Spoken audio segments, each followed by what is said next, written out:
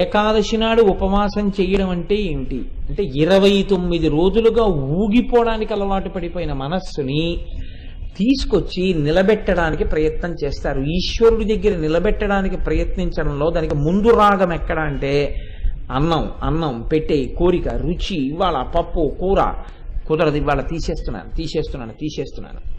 అందుకే పూర్వం ఏకాదశి అంటే ఎవరింటికన్నా వెడితే సత్యనారాయణ స్వామి వారి ప్రసాదం లాగా ఇవాళ ఏకాదశి అంటే ప్రసాదం చేసామండి మా ఇంట్లో, దాని పేరే ప్రసాదం.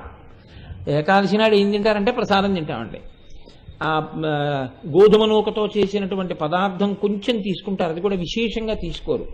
తీసుకుని శరీరం కళ్ళు తిరిగి పడిపోయేటట్టుగా ఉంది అంటే మళ్ళీ ఓ గ్లాసు పాలు ఇస్తారు దానికి. శ్రీచక్రం టీవీ. ఇప్పుడు ఊగిపోవడానికి అలవాటు పడిపోయిన దాన్ని శరీరాన్ని పట్టుకుని నియంత్రణ చేస్తారు. ఎందుకంటే తిన్నగా మనస్సుని పట్టుకోలేరు కాబట్టి ముందు మనసుని